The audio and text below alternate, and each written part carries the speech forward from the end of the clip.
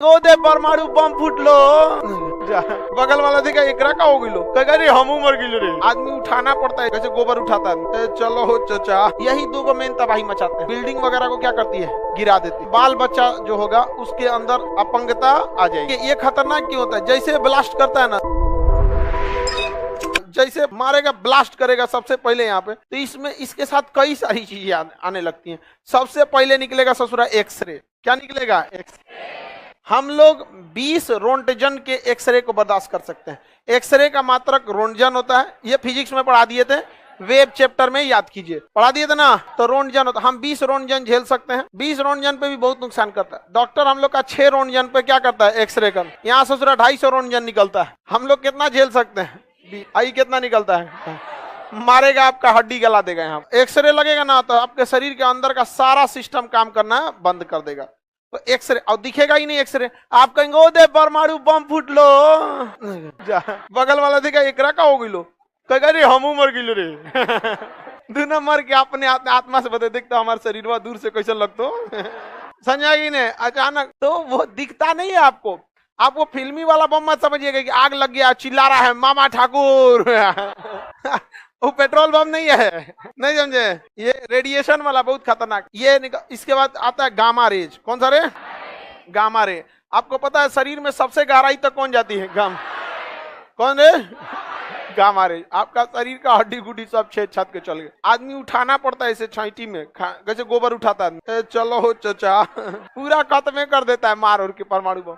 अच्छा, इनकी गति भी देखिए प्रकाश की चाल से। आपको पता है एक्सरे प्रकाश की चाल से चलता है। टॉर्च जलाने में कितना टाइम लगता है? फटाक से जलाएं, पहुंच गया 1 सेकंड में 3 लाख किलोमीटर। समझ में आ गया कि नहीं गया? और गामा रेज की भी गति प्रकाश के बराबर। यही दो मेन तबाही मचाते हैं। इसके बाद क्या होता है ना, शॉक वेव उत्पन्न होता है। वेब चैप्टर में भी पढ़ा दिए हैं शॉक वेव। कौन सा वेव? शॉक वेव, प्रघाती तरंग।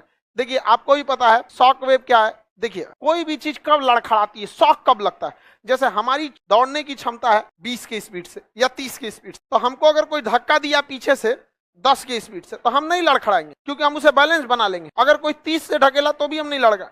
हमारी क्षमता से ज्यादा ढकेल दिया ना तो हम लड़खड़ा जाएंगे, क्योंकि उससे तेज हम नहीं जा सकते थे। तो हमारे अगल बगल में जो वायु है, ये वायु है या फिर ध्वनि तरंगे है, ये 330 मीटर पर सेकेंड की वेग से ही जा सकती, इससे ज्यादा नहीं जा सकती है। और अगर कोई चीज ब्लास्ट करता है बहुत ज्यादा मात्रा में, तो अचानक वो यहाँ की हवा वगैरह को क्या करता है? ढकेलता है।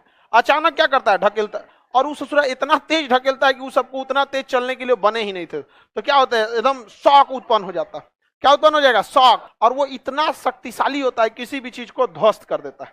तो ये शॉक वेव आके बिल्डिंग वगैरह को क्या करती है? गिरा देती है। शॉक वेव बिल्डिंग को क्या करती है? गिरा देती है। यहाँ पे पूरी तरह से टेम्परेचर लगभग 300 डिग्री सेल्सियस हो जाता है। कितना? 300 डिग्री से। पानी कितना डिग्री पे रहता है? 100 डिग्री सेल्सियस पे क्या होता है पानी?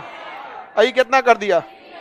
तो जो बम के पास के एरिया में रहेंगे 8-10 किलोमीटर के रेडियस में, ऐसे समझ में आ गया? तो वो सबसे पहला शिकार होंगे किसका? सबसे पहले तो इन्हीं का, कोई भी शिकार इन्हीं दोनों का, लेकिन ये उनको जला के क्या कर देगा? खत्म कर देगा। तो जो पास के एरिया में पकड़ा गए, 10 किलोमीटर के रेंज में क्या हो गया? पकड़ा गए, उनको तो जल के मरना है। और जो पास के एरिया में बिल्डिंग पकड़ा गया, उनको शॉक वेव से। अब बाकी आप अगर 70, 80, 100 किलोमीटर भी दूर है ना, तो ये देख रहे हैं एक्सरे वगैरह निकल रहा है। समझ में आ रहा है? एक्सरे और गामा रे जा रहा है यहाँ पे। ये आपको तो चौपट करेगा ही, और डीएनए को भी चौपट कर देगा। अगर बच गए तो बाल बच्चा जो होगा उसके अंदर अपंगता आ जाएगी वहां पर।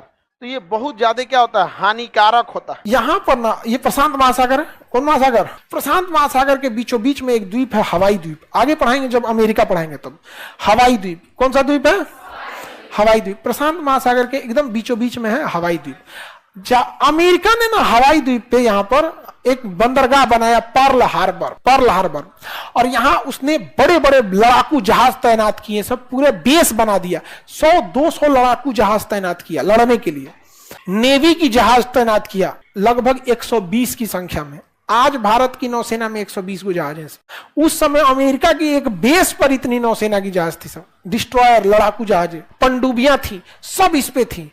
अब जापान को लगा कि अरे भाई साहब ये तो इतना खतरनाक है, अमेरिका इतना खतरनाक हो गया है। तो जापान ने कहा कि हम लोग भी जहाज बनाएंगे, हम लोग भी पानी वाली जहाज बनाएंगे, पनडुब्बी बनाएंगे। तो उसके इंजीनियरों ने कहा तो रिपोर्ट आई जापान के पास कि जिस रफ्तार से हम लोग जापान बना रहा है, अपनी नौसेना को बढ़ा रहे हैं, अमेरिका की बराबरी करते में 40 साल लग जाएगा। तो जापान ने कहा एक काम करते हैं, अमेरिका के कुछ जहाज मार के गिरा देते हैं, 200-250 जहाज मार के गिरा देते हैं, तो हम आज ही उससे 40 साल आगे हो जाएंगे। कहा well done, well done, well done.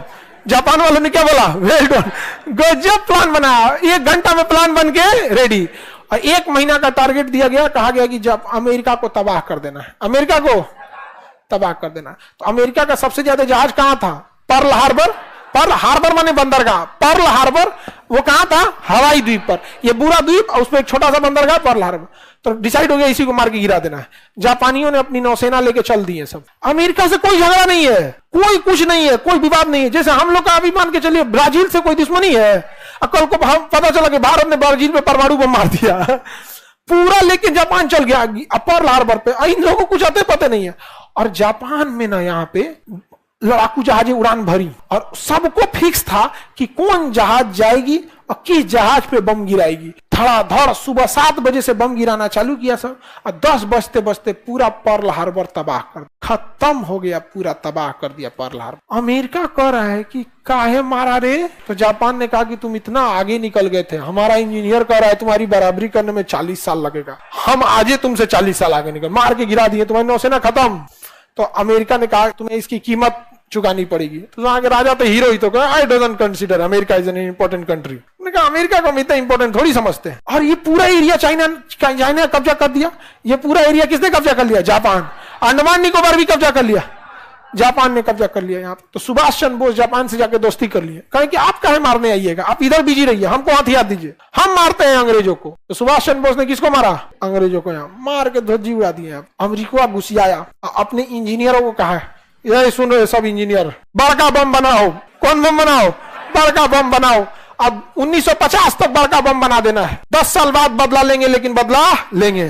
तो ऑपरेशन ट्रिनिटी चलाया गया और ओपेनहाइमर मूवी बनी है, ओपेनहाइमर। अब 5 साल पहले ही बमवा बना के तैयार कर दिया वहां का अमेरिका से, परमाणु बम 1945 में बना के रेडी कर दिया। तब अमेरिका गया, यहां से उड़ाया जहाज अपना, क्रॉस करके कहां पहुंचा? जापान पे गिराया एगो हिरोशिमा नागासाकी।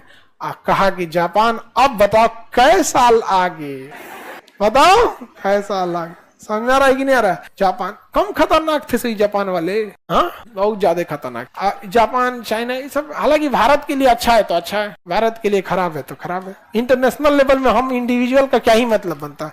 हम देश के लिए अच्छा है तो सही है, देश के लिए खराब हो तो खराब हो। एक समय था हमारी अमेरिका से दुश्मनी थी, आज दोस्ती है, कल फिर दुश्मनी होगी, बिल्कुल होगी। याद रखिएगा चाइना तबाह होगा 2035 तक। 2035 तक रीजन क्या है? चाइना की इकोनॉमी टिकी है दिमाग पे नहीं, फैक्ट्रीज पे। अब भारत की इकोनॉमी टिकी है दिमाग